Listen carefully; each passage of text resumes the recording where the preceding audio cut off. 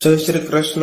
નમસ્કાર, પ્રણામ, સ્વાગત છે મિત્રો તમારું અમારી યુટ્યુબ ચેનલમાં. મિત્રો, આપણી આજની એક સામાજિક અને જ્ઞાનવર્ધક કહાની બનવાની છે, તેમજ દરેક માતા અને બહેનોએ ખાસ સાંભળવા જેવી કહાની બનવાની છે.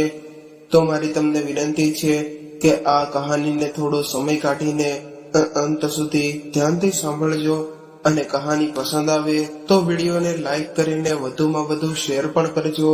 તેમજ તમે આવી કેટલી અવનવી કહાની સાંભળવા માંગતા હોય અને હજુ સુધી જો આ ચેનલને સબસ્ક્રાઇબ ન કરી હોય તો અત્યારે જ આ ચેનલને સબસ્ક્રાઇબ કરી લેજો, જેથી અમારા આવનારા નવા વિડીયોની માહિતી તમારા સુધી સૌથી પહેલા પહોંચે. તથા કોમેન્ટ બોક્સમાં હર હર મહાદેવ લખી દેજો, જેથી ભગવાન ભોલેનાથની કૃપા હંમેશા આપણા સૌ પર બની રહે. તો મિત્રો, ચાલો શરૂ કરીએ આજની કહાની. આજે પોતાના પતિના મૃત શરીર સામે બેસીને મંજુબેન શાંત નજરે જોઈ રહ્યા હતા.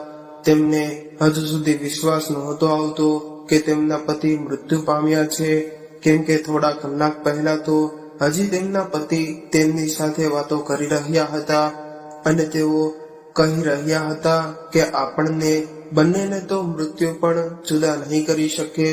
અને ત્યારે મંજુબેને ગભરાઈને તેના મોઢા પર હાથ રાખીને કહ્યું હતું કે તમે મૃત્યુનું નામ ન લ્યો, કેમ કે મૃત્યુના નામ સાંભળીને મને ડર લાગે છે. ત્યારે તેના પતિ બોલ્યા કે અરે તું પણ કમાલ કરે છે, એવું કંઈ નથી હોતું કે મૃત્યુનું નામ લેવાથી મૃત્યુ આવી જાય, અને જો એવું થઈ જતું હોય તો આ દુનિયા એમને એમ જ ખતમ થઈ ગઈ હોત. આ બધી તો અંધવિશ્વાસની વાતો હોય છે, પરંતુ એ ક્યાં જાણતા હતા કે મૃત્યુ વિશે એમણે વાતો કરી હતી એ આટલી જલ્દી તેમની સામે આવીને ઊભું રહેશે અને તેમનું ઘર અચાનક આવી રીતે ઉજળી જશે. જ્યારે મંજુબેનના પતિ ઓફિસમાં બેઠા હતા અને કામ કરતા હતા ત્યારે જ તેને હાર્ટ એટેક આવ્યો અને તેમની સાથે કામ કરવા વાળા કર્મચારીઓએ તેને હોસ્પિટલ લઈ જવા દોડવા લાગ્યા, પરંતુ તેઓ હોસ્પિટલે પહોંચ્યા પહેલા જ તેનું મૃત્યુ થઈ ગયું હતું.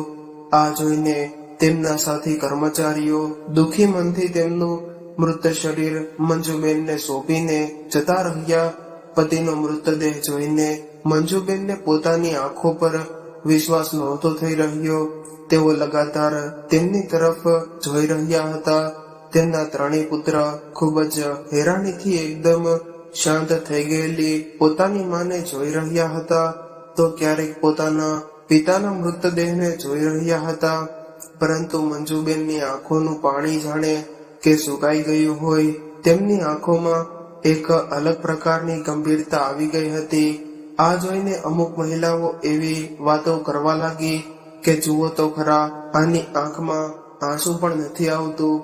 અરે, આને તો પોતાના પતિના મૃત્યુનું જરા પણ દુઃખ નથી. ત્યારે એક મહિલા જે ડોક્ટર બની હતી એ કહેવા લાગી કે આનું રડવું ખૂબ જ જરૂરી છે, નહીંતર આને પણ હાર્ટ એટેક આવી શકે છે, અને લોકો કંઈક એવો ઉપાય કરો કે મંજુબેન રડવા લાગે. અત્યારે 5 વર્ષનો દીકરો વિપુલ, જેને કંઈ પણ સમજ નહોતી, તે પોતાની મા પાસે આવ્યો અને કહેવા લાગ્યો કે માં જુઓ તો પિતાજી કેમ ઉઠતા નથી, અને આપણા ઘરમાં આટલા બધા લોકો શા માટે આવ્યા છે, અને આ બધા કેમ રડી રહ્યા છે, માં તમે કેમ બોલતા નથી. આટલું કહીને વિપુલ મંજુબેનની ગોદમાં બેસીને રડવા લાગ્યો. બીજો દીકરો 7 વર્ષનો હતો અને મોટો દીકરો 10 વર્ષનો હતો, જે મૃત્યુનો અર્થ સારી રીતે સમજતો હતો. તેને ખબર હતી કે તેના પિતાજી હવે આ દુનિયામાં નથી રહ્યા, અને મોટો દીકરો તેની માનો હાથ પકડીને કહેવા લાગ્યો કે માં, હવે પિતાજી આપણી પાસે ક્યારે નહીં આવે. પિતાજી તો આપણને છોડીને ખૂબ જ દૂર જતા રહ્યા છે, તમે તો અમને છોડીને નહીં જાઓ ને. આટલું કહીને એ એની માને ગળે લગાડીને જોર જોરથી રડવા લાગ્યો. બાળકોના આવા આક્રંદના અવાજને કારણે આસપાસમાં ઉભેલા તમામ લોકોની આંખોમાં આંસુ આવી ગયા. ત્યારે જ અચાનક મંજુબેન હોશમાં આવ્યા અને પોતાની આજુબાજુમાં બેઠેલા લોકો તરફ જોયું અને પોતાને ગળે લાગેલા ત્રણેય બાળકોને રડતા જોયા ત્યારે મંજુબેન જોરથી રડી પડ્યા. ત્યારબાદ તો એની આંખોમાંથી જાણે આંસુઓનો વરસાદ થવા લાગ્યો હોય. પોતાના બાળકોને ગળે લગાવીને જોર જોરથી રડવા લાગ્યા અને કહેવા લાગ્યા કે મારા દીકરાઓ, હું તમને એકલા મૂકીને ક્યાંય નહીં જાઉં. આજથી હું જ તમારી માં અને બાપ બંને છું. તમે બિલકુલ ચિંતા ન કરતા. આવી રીતે ધીરે ધીરે સમય વીતવા લાગ્યો. બીજા લોકો આશ્વાસન આપીને પોતપોતાને ઘરે નીકળી ગયા, પરંતુ પૈસા આપીને આ પરિવારની મદદ કરવાનું કોઈએ ન વિચાર્યું. મંજુબેન આ જોઈને હેરાન હતા કે જ્યાં સુધી એમના પતિ જીવતા હતા ત્યાં સુધી તો તમામ સગા સંબંધીઓ તેમને પોતાનાપણું બતાવતા હતા, પરંતુ આજે પોતાના કહેવાવાળા જો મોઢું ફેરવીને જતા રહ્યા. તમામ સગા સંબંધીઓની ભીડ હતી, છતાં પણ મંજુબેન એકલા પડી ગયા હોય એવું મહેસૂસ કરતા હતા. જ્યારે મંજુબેને પોતાની પાસે રહેલા પૈસાનો હિસાબ લગાવ્યો તો તેમણે જોયું કે તેમના બેંક એકાઉન્ટમાં થોડાક જ રૂપિયા હતા અને એ રૂપિયાથી ઘરનું ગુજરાન ચલાવવું ખૂબ જ મુશ્કેલ હતું, કેમ કે જે કાંઈ પણ પૈસા એમના પતિએ કમાવ્યા હતા એ પૈસા તો મકાન બનાવવામાં લગાવી દીધા હતા અને મકાન પણ એટલું મોટું નહોતું કે એને ભાડા પર આપીને થોડા પૈસા કમાઈ શકે. મંજુબેન પાસે ફક્ત આ મકાન જ હતું જેમાં તેઓ પોતાના બાળકો સાથે રહી શકે. હવે મંજુબેનને નોકરી કરવાનો વિચાર આવ્યો અને જે ઓફિસમાં તેમના પતિ નોકરી કરતા હતા એ જ ઓફિસમાં તેમણે નોકરી માટે અરજી કરી અને ઘણી બધી દોડધામ કર્યા બાદ તેને ત્યાં એક નાની એવી નોકરી મળી ગઈ. મંજુબેન વધારે ભણેલા નહોતા, તેઓ ફક્ત 12 ચોપડી ભણેલા હતા, એટલા માટે તેને નોકરી પણ કંઈ ખાસ ન મળી અને જે નોકરી મળી હતી તેના પગારથી ઘરનું ગુજરાન ચલાવવું ખૂબ જ મુશ્કેલ હતું. એટલા માટે ઓફિસેથી ઘરે આવ્યા બાદ મંજુબેન ઘરે સિલાઈ કામ કરવા લાગ્યા. તેમનો મોટો દીકરો તો પહેલાથી જ સ્કૂલે જતો હતો, એટલે તેના કપડા ચોપડા અને સ્કૂલની ફી ભરવામાં ઘણો ખર્ચો લાગી જતો હતો. પરંતુ નાના બંને દીકરાઓને તેમણે સરકારી સ્કૂલમાં ભણાવવાનું વિચાર્યું હતું. હવે મંજુબેન ખૂબ જ મુશ્કેલીથી પોતાનું ઘરનું ગુજરાન ચલાવવા લાગ્યા. તેમના પતિએ પોતાનો એક નાનો એવો વીમો કરાવ્યો હતો, એટલા માટે પતિના મૃત્યુ બાદ તેને વીમાના 2 લાખ રૂપિયાની રકમ મળી હતી. પરંતુ આ રૂપિયા વાપરવાના બદલે તેમણે બાળકોના આગળના ભણતર માટે મૂકી દીધા હતા. મંજુબેનના સાસરિયામાં તેમના દિયર અને જેઠ પણ હતા, જેને પૈસાની કોઈ કમી નહોતી, પરંતુ કોઈ એક પણ સંબંધીએ આવીને તેમને પૈસાની મદદ ન કરી તો પણ મંજુબેને હિંમત હારી નહીં. તેઓ દિવસ રાત એક કરીને મહેનત કરવા લાગ્યા અને પોતાના બાળકો માટે પૈસા કમાવા લાગ્યા. હવે ધીરે ધીરે બાળકો મોટા થતા ગયા, એમ ઘરનો ખર્ચ પણ વધતો ગયો અને સમયની સાથે મોંઘવારી પણ વધતી ગઈ. બાળકોનું ભવિષ્ય બનાવવાના ચક્કરમાં તેમણે પોતાના તરફ ધ્યાન જ ન આપ્યું. તે પોતાના બાળકોને પૌષ્ટિક આહાર ખવડાવવાની ખૂબ જ કોશિશ કરતી રહેતી, પરંતુ પોતે ક્યારેય નથી ખાધું અને બાળકોને પણ ખબર નહોતી કે તેમની માં બાળકો જમી લે ત્યારબાદ વધેલું એઠું જૂઠું ખાઈને સૂઈ જાય છે અને રોજ ભૂખ્યા રહેવાને કારણે મંજુબેનનું શરીર હાડપિંજર જેવું થઈ ગયું હતું. પૂરતા પ્રમાણમાં ભોજન ન ખાવાને લીધે અને હંમેશા ચિંતા કરવાના લીધે મંજુબેન સમયથી પહેલા જ વૃદ્ધાવસ્થા તરફ જઈ રહ્યા હતા, પરંતુ તે પોતાના શરીરને ક્યારેય ફરવા નહોતા કરતા અને તેઓ દિવસ તો પોતાનો બાળકની ચિંતાથી શરૂ થતો અને રાત્રે બાળકોને સુવડાવીને સૂઈ જતી.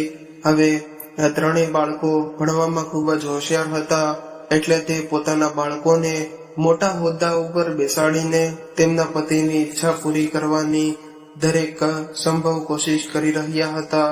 તેમના પતિ હંમેશા એવું કહેતા હતા કે આપણે આપણા બાળકોને એટલા લાયક બનાવી દઈશું કે તેઓ બીજા લોકો માટે એક મિસાલ બને અને પોતાના પતિની આ વાત તેના મગજમાં હંમેશા ઘૂમતી રહેતી. ધીરે ધીરે ત્રણેય દીકરા જવાન થઈ ગયા અને તકલીફો વેઠતા વેઠતા પણ મંજુબેને ત્રણેય દીકરાઓને એટલા લાયક બનાવ્યા કે તેમને સારી નોકરી મળી ગઈ. અને મંજુબેનને એ વાતની ખુશી હતી કે તેમણે તેમના પતિની ઈચ્છા આજે પૂર્ણ કરી છે. તેમનો મોટો દીકરો એક મોટી કંપનીમાં એક મોટા હોદ્દા પર હતો, વસ્તેરો દીકરો વકીલ હતો અને સૌથી નાનો દીકરો રેલવેમાં હતો.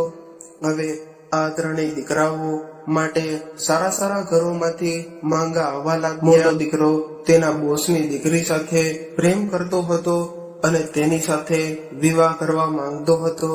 જ્યારે તેણે આ વાત તેની માને કરી તો મંજુબેન બોલ્યા કે કોઈ પણ છોકરી તને પસંદ હોય તો તું તેની સાથે વિવાહ કરી શકે છે, કેમ કે તારું જીવન તારે જીવવાનું છે અને તારે જ નિભાવવાનું છે. અને હું તો રાજી થઈશ કેમ કે તું તારી પસંદગીની છોકરી સાથે વિવાહ કરી શકીશ. મંજુબેનની રજા મળી ગઈ એટલે થોડા દિવસ બાદ મોટા દીકરાએ તે છોકરી સાથે વિવાહ કરી લીધા અને મંજુબેન એવું વિચારીને ખુશ થઈ ગયા હતા કે હવે ઘરમાં તેનો સાથ આપવા વાળી વહુ આવી જશે એટલે તેના પરથી થોડી જવાબદારીઓ હળવી થઈ જશે. પરંતુ તેમની બધી આશાઓ પણ પાણી ફરી વળ્યું, કેમ કે આ છોકરી એક ખૂબ જ મોટા પરિવારમાંથી આવી હતી. એટલે તેમણે ઘરમાં આવતા જ મંજુબેન પર પોતાના હુકુમ ચલાવવાનું શરૂ કર્યું. ઘરના કામમાં પોતાની સાસુને મદદ કરવાની વાત તો દૂર રહી, પરંતુ એ તો પોતાની સાસુને જોવાનું પણ પસંદ નહોતી કરતી અને તેમણે તો મંજુબેનનું કરેલું કામ પણ પસંદ નહોતું. હવે વહુ મંજુબેનને વાત વાતમાં એવું કહેતી કે તમને તો કોઈ પણ કામ સારી રીતે કરતા આવડતું જ નથી. તો ક્યારેય એવું કહેતી કે તમારી આટલી ઉંમર થઈ ગઈ છે તો પણ તમને સારું જમવાનું બનાવતા નથી આવડતું. અમારા ઘરમાં તો નોકરો પણ તમારાથી સારું ખાવાનું બનાવે છે. રોજ રોજ વહુની આવી કડવી વાતો સાંભળીને મંજુબેન પરેશાન થઈ ગયા હતા અને તેમણે કહ્યું કે કદાચ મારા હાથનું બનાવેલું ખાવાનું તને પસંદ ન હોય તો એક સારું ભોજન બનાવવા વાળો રાખી દે, ત્યારબાદ તને જમવાની કોઈ તકલીફ નહીં પડે. મંજુબેન આટલું બોલ્યા ત્યાં તો વહુ ઉછળવા લાગી અને કહેવા લાગી કે તમારો કહેવાનો મતલબ શું છે? તમે એવું કહો છો કે ભોજન બનાવવા વાળે રાખી લ્યો. તમને જમવાનું બનાવતા ન આવડતું હોય તો શીખવાની કોશિશ ને કરો કે તમારે તો કઈ શીખવું જ નથી અને ઉલટા મને કહી રહ્યા છો કે નોકર રાખવાનું. શું નોકર એમને એમ રાખી શકાય છે? એને પગાર કોણ આપશે? તમે આપશો? તમારી પાસે તો એક પૈસો પણ નથી. દિવસ રાત મહેનત કરીને પૈસા અમે કમાઈએ છીએ. અમે કઈ મફતમાં બેસીને રોટલા નથી તોડતા. વહુની આવી તીખી વાતો સાંભળીને મંજુબેન આશ્ચર્યચકિત થઈ ગયા, કેમ કે દિવસ રાત મંજુબેન કામમાં લાગ્યા રહેતા, પરંતુ કોઈ સામેથી આવીને એટલું પણ નહોતું કહેતું કે માં તમે થાકી ગયા હશો તો થોડો આરામ કરી લ્યો. ઘણી વખત તો દીકરો સામે હોય તો પણ વહુ મંજુબેનનું અપમાન કરતી હતી, પરંતુ તેને રોકવાના બદલે દીકરો મુખ દર્શન બનીને સામે ઉભો રહેતો. ત્યારે મંજુબેન વિચારવા લાગતા કે આ બાળકો માટે મેં શું નથી કર્યું, કેટલું બધું સહન કર્યું છે, કેટલી મહેનત કરીને પાળી પોષીને મોટા કર્યા છે અને આજે આ બાળકો મને આવું કહે છે. મંજુબેન નિરાશ થઈ ગયા હતા, પરંતુ તેના મનમાં એક આશા હતી કે મારા બીજા દીકરાના વિવાહ થશે અને વહુ આવશે તો તેમની વહુ જરૂર સારી હશે. મંજુબેનને વિશ્વાસ હતો કે ભગવાન આટલા નિર્દય ન હોઈ શકે. પરંતુ જ્યારે બીજી વહુ આવી ત્યારે મંજુબેનનો આ વિશ્વાસ પણ તૂટી ગયો, કેમ કે બીજી વહુ તો મોટી વહુ કરતા પણ વધુ મોડર્ન હતી. એને તો પોતાની સાસુ સાથે રહેવાનું અને ઘરનું કામ કરવાનું તો બિલકુલ પસંદ નહોતું. એક દિવસ જ્યારે તેની નાની વહુની સહેલીઓ ઘરે આવી અને હસી મજાક ચાલી રહ્યું હતું. એ સમયે જ મંજુબેન એમની સામેથી નીકળ્યા તો તેની વહુએ એ સમયે તો કંઈ ના બોલી, પરંતુ તેની સહેલીઓના ગયા બાદ મંજુબહેન પણ પર તૂટી પડી કે તમારી હિંમત કેવી રીતે થઈ મારી સહેલીઓ સામે આવવાની. એ તો ભગવાનનો આભાર માનો કે અમારી સહેલીઓએ તમને ઘરની એક નોકરાણી સમજ્યા હતા. કદાચ એને ખબર પડી જાત કે તમે મારા સાસુ છો તો મારી સહેલીઓ સામે મારી શું ઇજ્જત રહી જાત. અવરે ભિખારી પણ તમારાથી સારા કપડાં પહેરે છે, કંઈક સારા કપડાં પહેરવા શીખો. હવે તમે મારી વાત કાન ખોલીને સાંભળી લ્યો કે મારા સગા સંબંધીઓ અથવા મારી સહેલીઓમાંથી કોઈ પણ આપણા ઘરે આવ્યું હોય ત્યારે તમે રસોડામાંથી બહાર નહીં નીકળતા. આ બધું વહુએ દીકરાની સામે જ કહ્યું હતું. મંજુબેન મનમાં વિચારી રહ્યા હતા કે મારો દીકરો આ બધું સાંભળીને તેની પત્નીને ચૂપ કરાવશે અને કહેશે કે એ મારી માં છે, એની સાથે તારી ઇજ્જતથી વાત કરવી જોઈએ. પરંતુ ઉલટાનો દીકરો પણ મંજુબેન પર તૂટી પડ્યો અને કહેવા લાગ્યો કે સાચું કહ્યું છે, મારી પત્નીએ તમારે અમારા લેવલનું ધ્યાન રાખવું જોઈએ. જેવી રીતે તમે રહો છો, જેવા કપડાં પહેરો છો, એનાથી તો તમે એક નોકરાણી જેવા લાગો છો. પોતાના જ દીકરાના મોઢેથી આવી વાતો સાંભળીને મંજુબેન હેરાન રહી ગયા. જ્યારે તેને પોતાની પરવરિશ પર શરમ આવી રહી હતી અને મંજુબેન મનમાં એવું વિચારી રહ્યા હતા કે દીકરાને અત્યારે જ કહી દઉં કે તે ક્યારેય તારી માને એક સાડી પણ લાવીને આપી છે કે પછી કંઈ ખરીદવા માટે થોડા પણ પૈસા આપ્યા છે. જે કંઈ પણ મારી પાસે હતું એ બધું જ મેં તમારી પાછળ વાપરી નાખ્યું. હું સિલાઈ કામ કરતી હતી, પરંતુ હવે તો તમે એ પણ નથી કરવા દેતા, કેમ કે તમારી ઇજ્જત પર ડાઘ લાગે છે. અને આખો દિવસ હું ઘરમાં કામ કરું છું તો પણ તમારી આંખોમાં ખટકું છું. આ મકાન મારા નામ પર છે, જેમાં તમે લોકોએ 3 માળનું બિલ્ડિંગ ઊભું કરી દીધું છે, અને તો પણ મને આ ઘરમાં રહેવા માટે એક રૂમ પણ નથી આપી શક્યા. મારો પલંગ દાદર નીચે પડ્યો છે અને તમને કોઈને એ વાતની પણ ખબર નથી કે ઠંડીમાં મારી શું હાલત થતી હશે. તેનો તમે ક્યારેય વિચાર પણ કર્યો છે? મંજુબેન મનમાં ને મનમાં આવું બધું વિચારી રહ્યા હતા, પરંતુ એમની હિંમત નહોતી થઈ રહી કે કોઈને કંઈ કહેવાની, કેમ કે આ જેવી પરિસ્થિતિમાંથી એ ગુજરી રહ્યા હતા અને કદાચ એ કોઈને કહી દે તો આનાથી પણ બરતદ સ્થિતિ આવી શકે એમ હતી. હવે તેના સૌથી નાના દીકરાએ પણ પોતાની પસંદની છોકરી સાથે વિવાહ કરી લીધા અને અલગ ઘર લઈ લીધું. અને એ લોકોએ પણ પોતાના મોઢેથી એકવાર પણ મંજુબેનને એવું ન કહ્યું કે માં તમે થોડા દિવસ અમારા ઘરે રહેવા આવો. કહેવાય છે ને કે દુઃખની રાત ગુજર્યા બાદ ફરીથી સુખનું સવાર પડે છે. પરંતુ મંજુબેનની જિંદગીમાંથી તો દુઃખની રાત હટવાનું નામ નહોતી લેતી. એમનું શરીર હવે ધીરે ધીરે કમજોર થવા લાગ્યું. શિયાળાની ઠંડીમાં પણ વાસણ ધોવાનું કામ કરવાના લીધે તેને ખૂબ જ ખાંસી આવવા લાગી હતી. પરંતુ કોઈએ મંજુબેનની જરા પણ ચિંતા નહોતી કે ના કોઈએ મંજુબેનને કહ્યું કે ચાલો દવાખાને જઈએ. વહુઓ તો પરાઈ હતી, પરંતુ તેમના દીકરાઓએ પણ એમના તરફથી મોઢું ફેરવી લીધું હતું. જનરેશન ગેપનો વાયરસ આટલો બધો ફેલાઈ રહ્યો હતો કે માતા પિતા અને દીકરાઓ જેવા લોહીના સંબંધોમાં પણ દોરી બનવા લાગી. આવા સમયે તિરસ્કાર કરાયેલા વૃદ્ધ લોકો જ્યાં જશે, શું આ લોકો આવી રીતે જ સહન કરીને મરતા રહેશે? હવે તો મંજુબેનની એવી હાલત થઈ ગઈ હતી કે તેઓ ખુદની જિંદગીથી થાકી ગયા હતા. તેઓ હવે જીવવા નહોતા માંગતા. બંને દીકરાઓએ પોતપોતાના મકાન ખૂબ જ સારી રીતે સજાવ્યા હતા. પૈસાની કોઈ કમી નહોતી, પરંતુ પોતાની મા માટે એક પણ પૈસો વાપરવો એ એના દીકરાઓને જરાય પસંદ નહોતું. પરંતુ કહેવાય છે ને કે ભગવાન કે ઘેર દેર છે પણ અંધેર નથી. જેવું વાવીએ છીએ એવું જ લણવા મળે છે.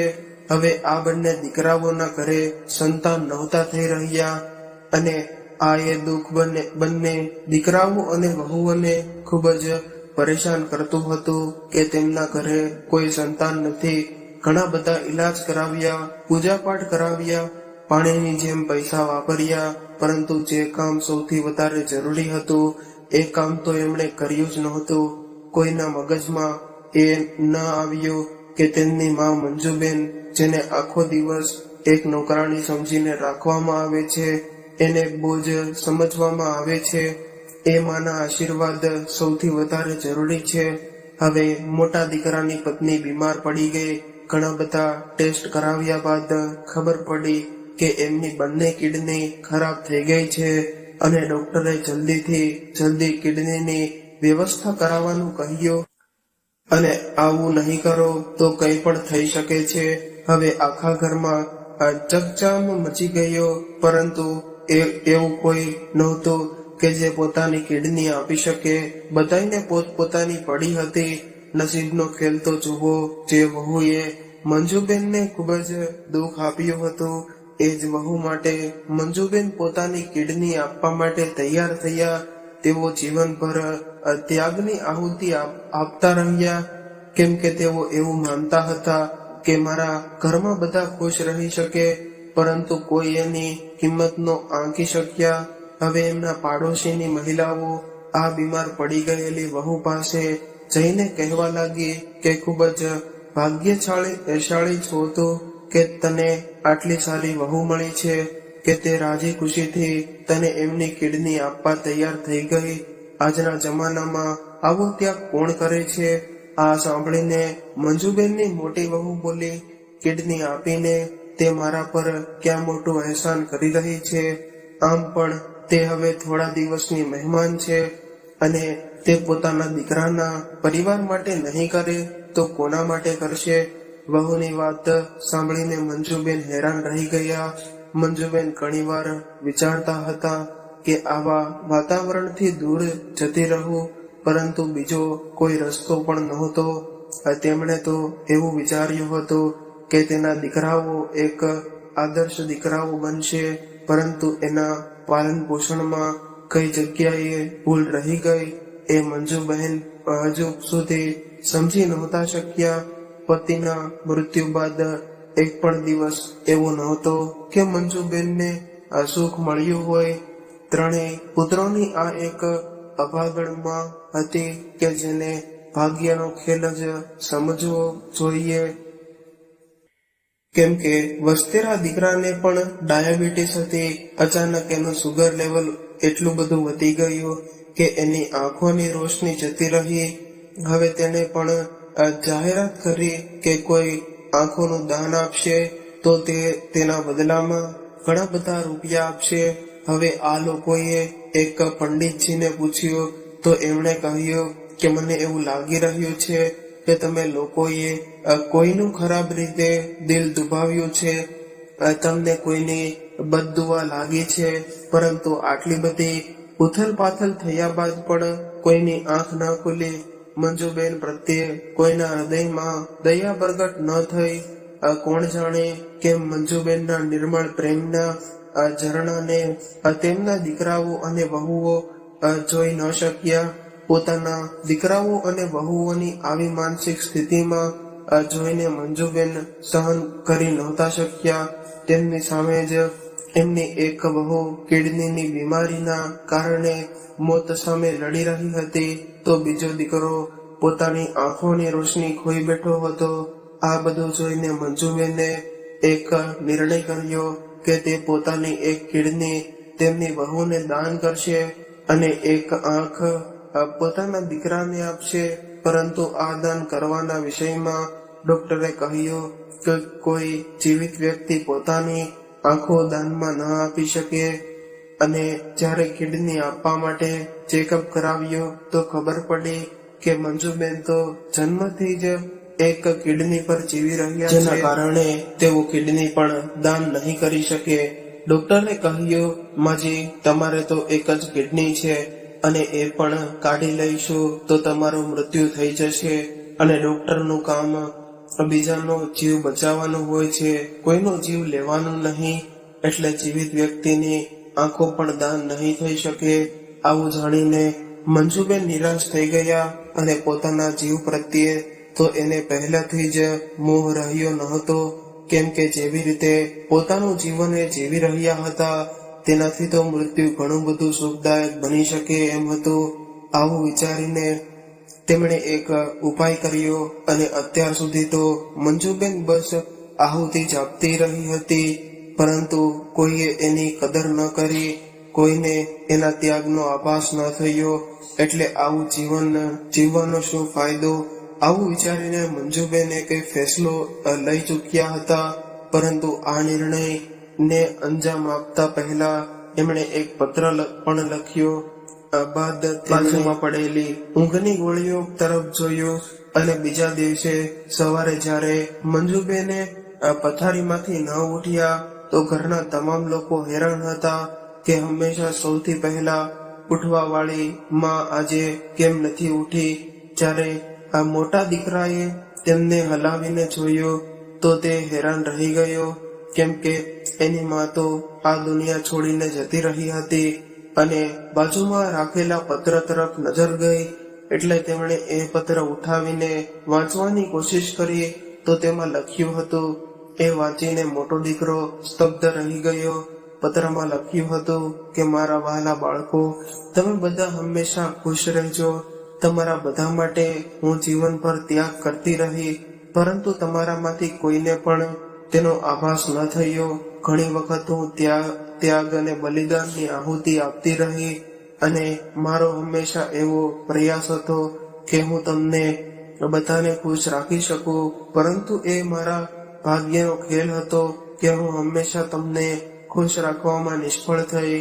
તમારા દિલમાં મારા માટે થોડી ઘણી પણ ભાવના જાગૃત ન કરી શકી અને હવે તો આહુતિ આપવા માટે મારી પાસે કંઈ બચ્યું પણ નહોતું.